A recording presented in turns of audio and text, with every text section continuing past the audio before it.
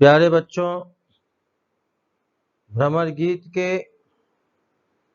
8वें पद की व्याख्या में आप सबका एक बार पुनः स्वागत है।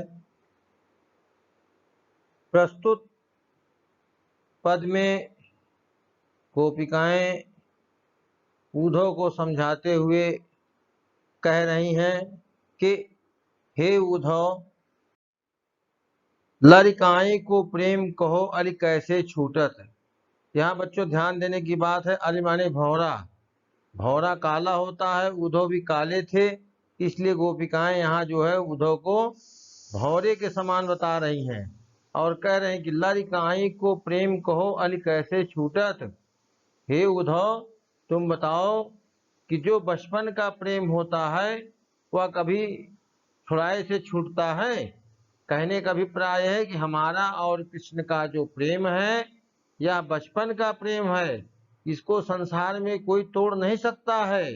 कहाँ कहो ब्रजनाथ चरित अंतर्गत लूटत।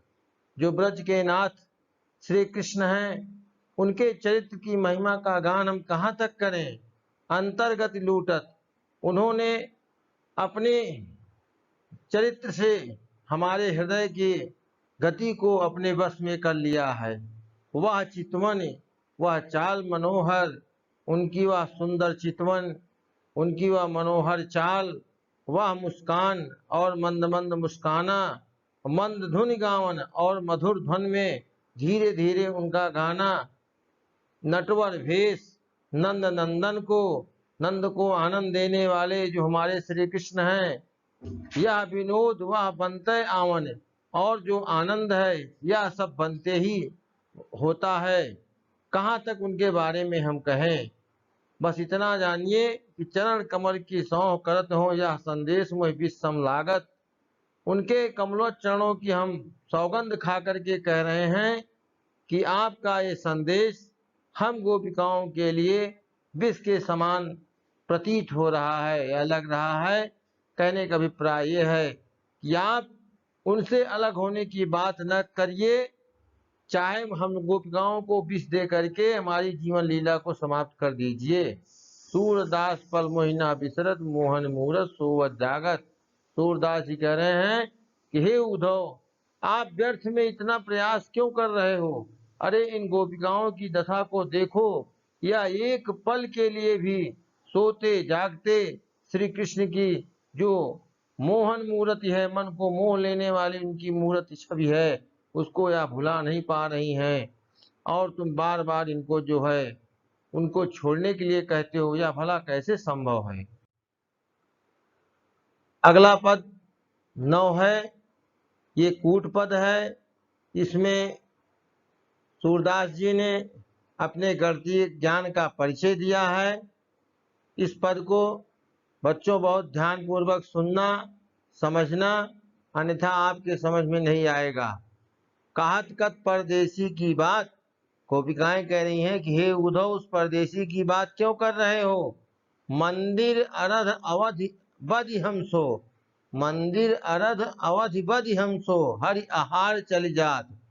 मंदिर माने होता है घर, अरध माने होता है आधा, बज माने कहना, हमसो हमारे हमसे, हरि आहार चल जात। हरि माने सिंह, सिंह का आहार जो है मांस होता है, और चल जात माने मतलब चला गया, व्यतीत हो जाना। पूरा अर्थ है मंदिर अरध अवध बध हमसो हरि आहार चल जात। हमारे घर पर यह कह करके गए थे कि हम 15 दिन के लिए जा रहे हैं। मंदिर का आधा पाक, पाक माने पक्ष, और एक पक्ष जो है 15 दिन का होता है।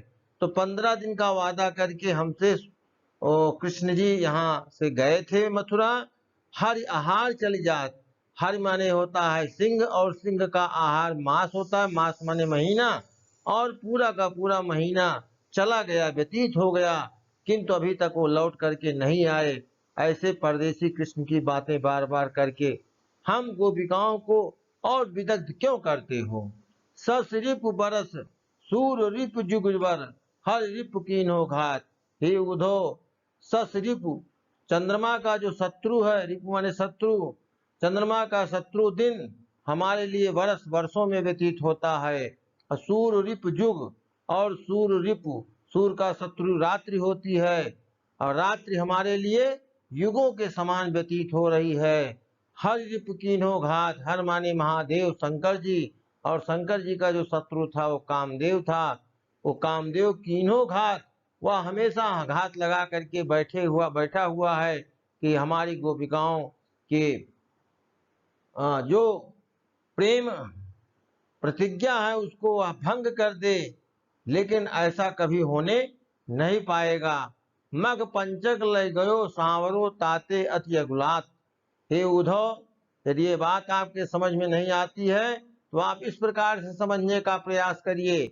मघ पंचक, मघ माने होता है मघा नक्षत्र, और मघा नक्षत्र से पंचक पांचवा जो नक्षत्र होता है उसे चित्रा कहते हैं। मघ पंचक लय गयो सांवरो, मघा नक्षत्र से पांचवा नक्षत्र चित्रा, चित्रा माने चित्त, चित्त माने मन, लय गयो सांवरो, और कृष्ण, सांवरो माने हमारे कृष्ण अपने साथ लेकर के चले गए हैं। ताते अति अकुलात, उसके बिना हम गोपिकाएं कितना आकुल व्याकुल हैं। अरे तुम ही बताओ उद्धव, जिसका मन नहीं होगा भला उसकी क्या दशा हो सकती है। तो आज हमारा मन तो कृष्ण के साथ चला गया है, और बिना मन के हमारी क्या व्यथा हो रही है आप समझ सकते हैं। नखत वेद ग्रह जोर अर्ध कर सोई बनत अब खात। हे उद्धव, नखत जो 27 नक्षत्र होते हैं, वेद 4 होते हैं, ग्रह 9 होते हैं, इनको जोड़ डालिए, जोड़ डालिए, अर्ध करे और फिर आधा करिए, सोई बनत अब खा, जो बचता है वही हम खा करके अपने प्राणों को समाप्त कर दे। तो बचता क्या है? 27 नक्षत्र, 4 वेद, 9 ग्रह, जोड़ने पर 40 होगा, और 40 का आधा 20 होता है। 20 माने विष, विष गोपिकाएं कह रहे हैं कि जो आधा शेष विष बचता है वह विष हमको प्रदान कर दीजिए, और उसी को खा करके हम अपने प्राणों की जो है आहुति कर दें। सूरदास बस भई विरह के कर बीजे पश्चात।